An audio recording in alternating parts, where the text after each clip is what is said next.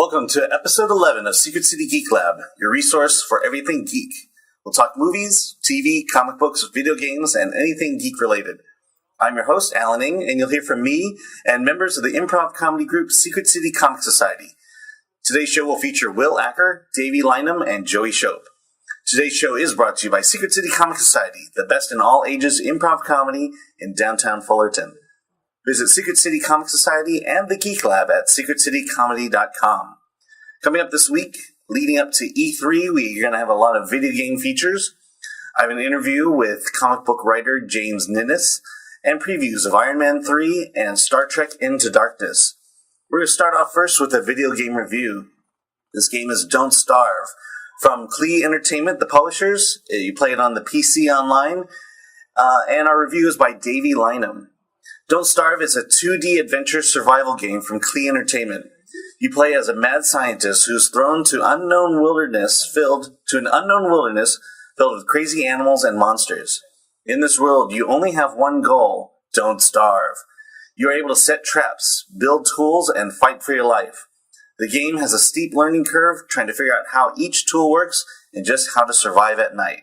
And here's that review. This is Secret City Geek Lab video game review. I'm here with Davey Linam, and we're talking about Don't Starve. What is Don't Starve? Don't Starve is a new indie game that came out recently, currently on Steam, $15. It's a game, you're a scientist, and you're kind of dropped into this world where you get to explore and survive. And basically the goal of the game is don't starve. Okay, your character is just kind of left out on their own and you have to find food and things? Is that what? Absolutely. And what's available to you and how do you accomplish that? What's available to you is almost everything. Everything is available to you. Everything is a resource. From picking up the ground, from cutting down trees, from picking berries off the bush and carrots in the ground. Really, the game makes you take the whole world and make it your own. Almost like Minecraft, and how the Minecraft is, take the environment and make it to what you want, where this one is take the environment and let the environment let you live, and not necessarily create, but survive. Okay, and is it a pretty easy game to play? No, it's got a very steep learning curve. When you play it, it's kind of hard to get past a couple days without dying. It takes a while. It takes a lot of practice to just kind of build up to surviving for so long. Right, so you're playing over and over again, picking up different resources until you kind of figure out the puzzle of how to survive. Absolutely. And then how does it get harder? Or is it one of those where once you learn, it gets easier, or do things get pretty difficult? It definitely gets easier the more you learn, because you kind of have to pick tips and tricks on where to camp at night, where the good resources are, where you want to plant all your farms and stuff. While I was playing, every little bit I just kind of learned as I went, and around the corner, every time I would learn something new. So it sounds like you have to dedicate a lot of time to play the game. I would say 5 hours it took me to really kind of set into the game. And did you like that, or was that frustrating? There were some aspects. It kind of felt like you were achieving something. It definitely felt like every time you did it, you were doing a little better. And it was uplifting. Mm-hmm. But at the same time, it was kind of hard to just get into it and do it. I had to take little breaks after dying, because it was, once you died, you had to restart all over. All right. What did you like about the game? I loved the world. It was a different art style. It was very Tim Burton-y, and it was a 2D world with the aspect of being able to turn it as a 3D camera. The art was beautiful, and the humor was amazing, and the sound effects were just absolutely awesome. Okay, so everything visual and audio, the look and the feel of the game you liked. And there were some things, like the creatures were very unique, and the items and the way the game, the mechanics of the game were very unique and very refreshing. All right, what did you not like about the game? Very steep learning curve. Mm-hmm. It's a little disheartening and encouraging at the same time, and it's kind of hard to just dive in and do it without having to be like, okay, now I need to take a break, and I just died, I don't want to start all over again. So you have to have a great deal of patience to get through the game. A little bit, yeah. Okay, from a scale from 1 to 10, what would you give Don't Starve? A 7. This is Davey Linam, and I'm Alan Ng for a video game review. You're listening to KTSTFM. I'm Alan Ng, and this is the Secret City Geek Lab. Moving on in our video game features here, Pokemon has some big news. Pokemon is the media franchise published and owned by Japanese video game company Nintendo and created by Satoshi Tajiri in 1996. Pokemon has since become the second most successful and lucrative video game-based media franchise in the world, behind only Nintendo's own Mario franchise.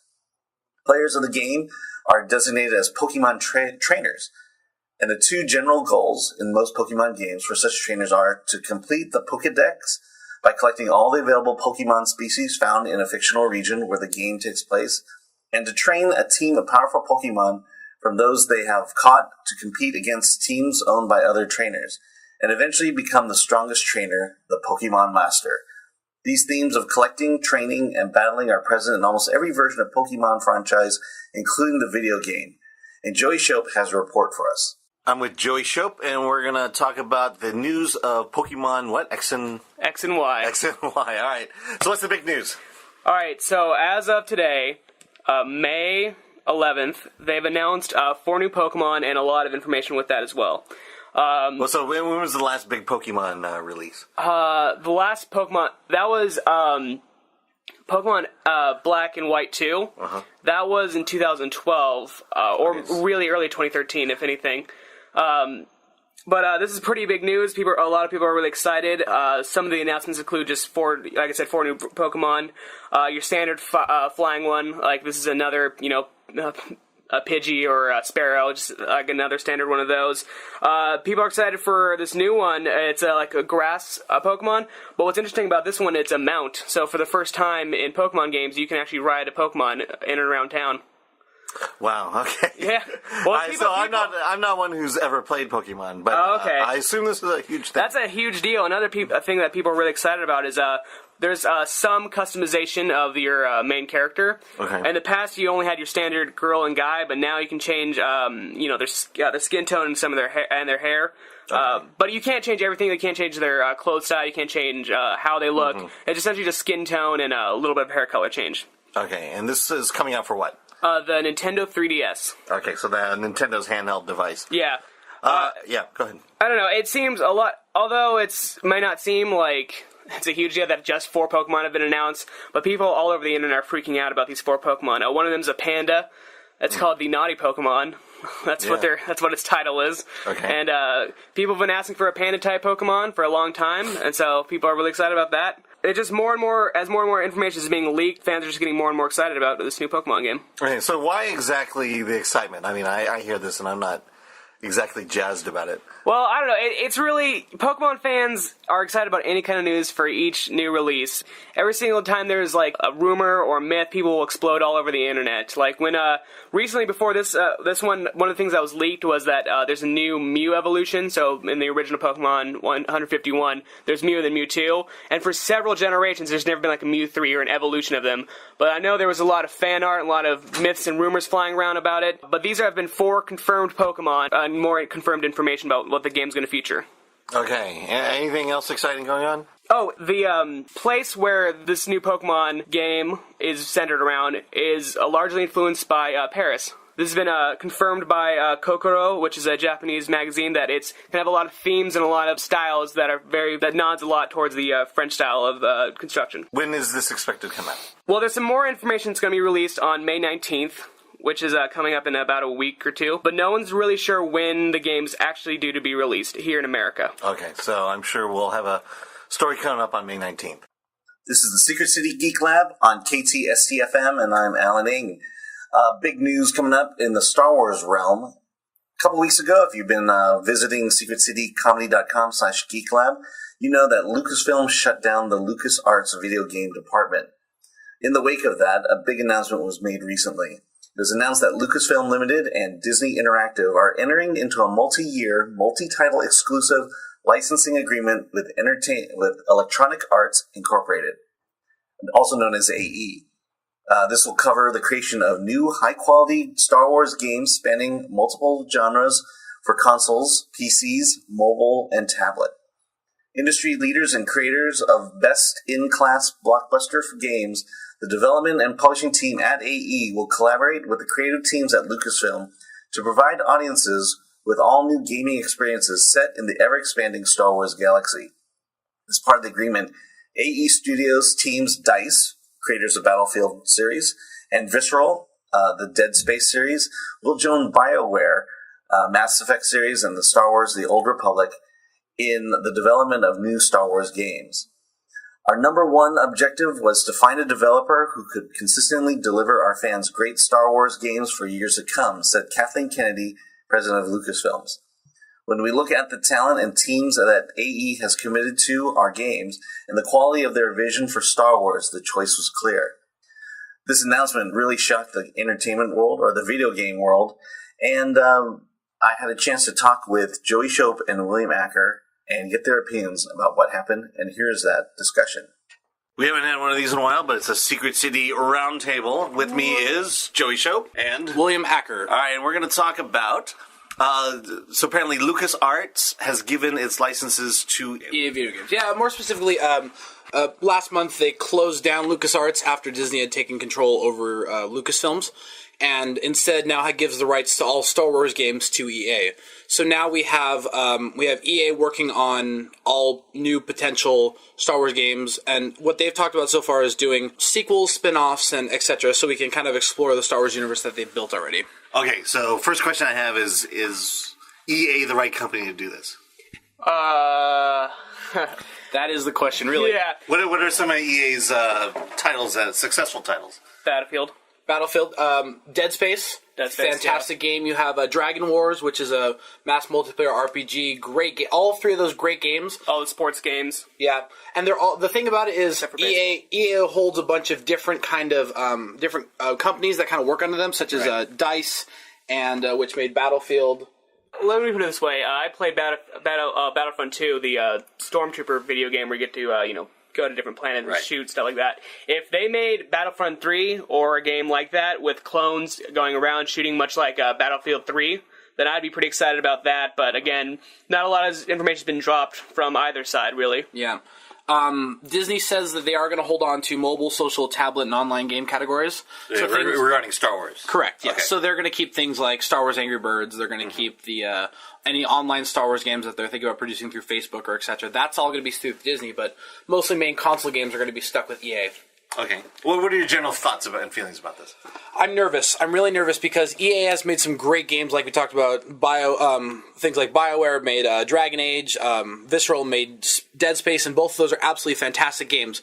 One of the recent flops they've made was SimCity Online, which is what the problem with that game. It was always on. There was just a lot of flaws in the development of the game and the design and the output of the game.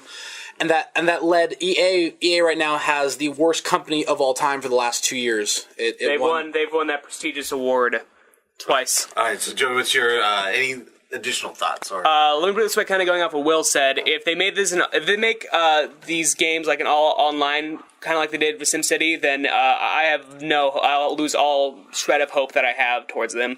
However, because I think that'd be kind of hard to do on a console-based game, I doubt they will. It's not impossible. Knowing EA, they'll try to make as much money as possible. Every single game that they're going to produce is going to have downloadable content that adds, a fraction of stuff to the game that's going to cost you a fortune as a player. But they have the potential to make great Star Wars games. Like Will said, I am also nervous. Okay, so let's go over a few of the LucasArts titles that were Star Wars based. What's the most recent one? Knights of the Old Republic? Yeah, that would be the most. Knights of the Old Republic was an MMORPG, so an online multiple player game. And that's actually online now. It's online now, so Disney technically owns that one. Yes, correct. And it's free to play, so some people like it. I really didn't get into MMORPGs. Like I said, I played only a handful of them. Like, I played Battlefront 2 a lot. I played some of the N64 one. I didn't really play a lot of modern ones. Knights of the Old Republic was one of their better games. It was similar to the Old Republic, where you had this character you could build. More recent titles that LucasArts was working on were things like Star Wars 1313, which was a new bounty hunter game based in Coruscant. They were working on a new pod racing game. There was a lot of stuff in kind of works right now with LucasArts, and when Disney shut it down, we're really kind of what I really want to see is where they're going to, if EA is going to pick these titles back up again and bring them back, or they're just going to drop them dead and start fresh. Yeah. So I mean, you would think they would pick them up because they were popular titles beforehand, and I don't know if if one company develops something to a point, can they just take it over, or do they have to start from scratch? I imagine they're not going to start from scratch. I mean, I know both those games weren't they were nowhere near complete. So if the original LucasArts just lay down some foundation, I imagine EA will just pick up on that and steamroll ahead. All right, let's go back in time a little bit. What was your first initial reactions when Disney shut down LucasArts? I was a little upset. I mean, a lot of the games from my childhood were LucasArts. You had the original pod racing games, you had Rogue Squadron from the N64. Like Joey talked about, these are some games that I loved, and LucasArts has done some great work in the video game industry. Yeah, how can we forget Sam and Max and Day of the Tentacle? Yeah, Sam and Max is great. I love that. I love Sam and Max. All right, Joey. Well, I'm not surprised because watching Disney and what they're doing recently with all Lucas things as a whole. They're really just focusing on these next 3 movies. So I wasn't surprised that they ditched these titles or LucasArts as a whole video game making company. But I'm glad someone picked it up. I thought maybe they might try to be an independent third party kind of thing, but it'd be difficult to do working around Disney and stuff like that. Yeah, I mean, I think you bring it up because Disney is basically, with the new movies coming up, they're shutting down everything basically to get everything in line with these new movies. Television shows that were in development, things that have been close to being produced are being produced, such as some of these comic books, but for the most part, they're shutting stuff down. And then also Disney has a great track record when it comes to taking over companies. When they bought out Pixar, they pretty much let Pixar go and do what they do and do what they do best. And the same thing with Marvel. They came in, took over Marvel, and they didn't come in meddle with the comic books. Yeah. And they've given a great deal of freedom and creative control to the people who actually run the comic book business. So you kind of hope the same thing occurs here, where they're giving their license over to a reputable company that can make something good out of it. Yeah. Well, I don't know, actually. If Disney maybe had some stricter guidelines of what kind of game they wanted, then maybe EA could streamline that, and that could be a really, really good game, as opposed to where, you give EA complete control and stuff like SimCity happens. Yeah, that's the one thing I am worried about. Now that EA does have strict licensing control over Disney or Star Wars games, I'm just really worried about where they're going to go with it and what they're going to do, and potentially if they're going to make another gigantic flop. Right. So. Okay. Well, we'll see. All right. This has been a video game roundtable with Will Acker and Joey Shope. This is KTSTFM. I'm Alan Ng, and you're listening to the Secret City Geek Lab. Well, that was our video game features, and now we're going to move into the realm of comic books. Had a chance to attend Long Beach Comic-Con. This was their smaller version. They have 2 a year, a big event in the fall, a small event in the spring, and this was the small event. Mostly it's just you're walking through the convention floor, you get to talk to artists, you get to talk to comic book writers, and I had a chance to talk with James Ninness. He is promoting his book, his trade paperback. The title is Dust, and it's from Keyleaf Comics. Dust is a 7-issue post-apocalyptic western that follows a transient cowboy and a naive botanist as they make their way from what was Mexico City to the ruins of San Diego. James Ninness is the writer, and the art was done by John Narcomi. And here's that interview that I have with James. Hi, this is Alan Ng. I'm at the Long Beach Comic-Con. I'm with James Ninness, and you're the artist. Oh, I'm just the writer. You don't want me to draw anything. Okay. So I'm looking at Dust right here. This is from Keyleaf, right? Sure, yeah, it was. Now it's just me. Keyleaf unfortunately went under in October of last year. Okay. But I got the rights back. I printed a bunch of copies, and now I'm slinging it at Long Beach. All right, well, tell me about Dust. Dust is actually a post-apocalyptic western I wrote for my dad. My dad does not read comics. He's not interested in in comics, wanted nothing to do with comics, but he raised me on westerns and mythology movies, Clash of the Titans, anything Harryhausen. So my idea was to create a comic book that even my dad would like. So it was a comic book for non-comic readers. Okay. The whole thing's a post-apocalyptic western set a few hundred years after the end. We don't know what the end is. And it's actually a very small story in a big setting. It's just, main character's name is Jim, and he's escorting a botanist named Deborah, from Mexico City to San Diego. Along the way, they come across pirates, mutants, cannibals, mercenaries, just every problem you could think of having in a post-apocalyptic world. So that sounds like a very traditional comic book story. What did you do to it to make it appeal to your dad? I gave Jim tons of moments like his favorite moments from the movies. I've actually had a lot of people read it and they'll be like, oh, that was just like this scene from Silverado. And I'm like, yes, it was, except there was a much darker twist to it. I mean, it's a mature reader book. I would not let my children read it until I'm dead. So it's got a lot of those tropes and kind of cliches, and then darkened and made as sci-fi as I think you can make a Western without it just being sci-fi. So what are some of your inspirations for this story? Silverado. I mean, Silverado. Anything Sergio Leone. He's as far as I'm concerned, Sergio Leone was the best Western director. But then I've even got some Young Guns moments, some more contemporary stuff. A lot of the mythology movies, actually, Sinbad. There's a lot of Sinbad in issues 5. Anybody who the Seventh Voyage of Sinbad, anybody who seen that more than once, will probably see some nods. Okay. And the Dust here is the complete series. Yes, this is everything. Issues 0 through 6, contained and ready to go. Okay, and how can I get a hold of a copy of this? Go to my website, jamesninnes.com, and you can order it there along with all the other books. Okay, great. Thanks a lot. Thank you. I want to thank James Ninness for that interview. Please, we here at Secret City Geek Lab really want to support independent writers, independent comic book artists. They're the ones who are really making it and trying to make a living doing what they love best, apart from the big comic book companies. So take a moment, purchase Dust at jamesninnes.com. That's J-A-M as in Mary, E-S, N as in Nancy, I-N-N-E-S-S.com. You can purchase Dust and his other titles at the website. Dust is currently going for a digital copy for $5.99 and a print copy at $19.99. This is KTST-FM. I'm Alan Ng, and you're listening to Secret City Geek Lab. Moving on to the next big blockbuster movies coming out. Last week we talked about Iron Man 3. This week coming up is Star Trek Into Darkness.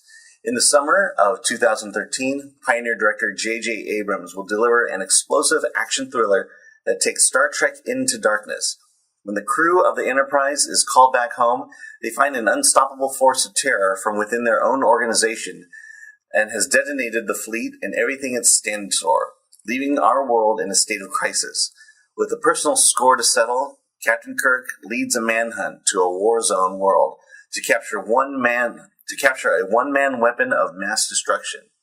As our heroes are propelled into an epic chess game of life and death, love will be challenged, friendships will be torn apart, and sacrifices must be made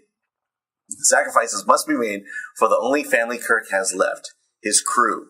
I'm going to play you a clip from Star Trek Into Darkness. This is where Captain Kirk confronts the main villain, James Harrison, played by Benedict Cumberbatch, and Captain Kirk is played by Chris Pine. Let me explain what's happening here. You are a criminal. I watched you murder innocent men and women. I was authorized to end you.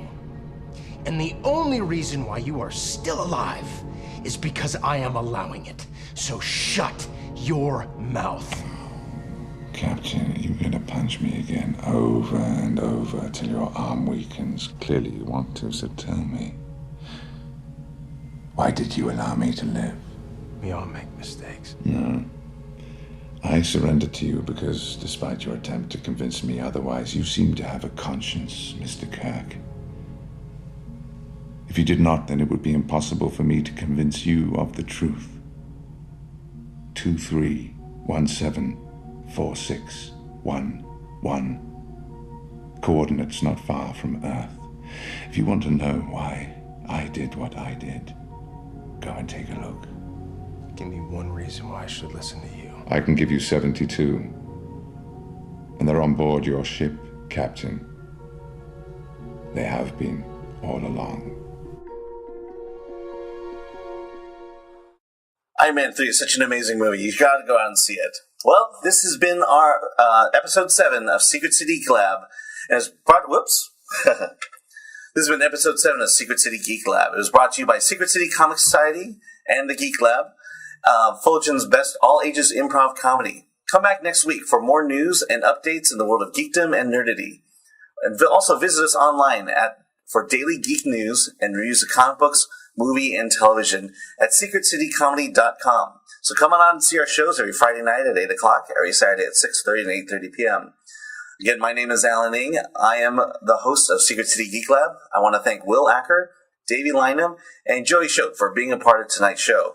You have been listening to the music of The Great Gatsby being released this weekend in theaters.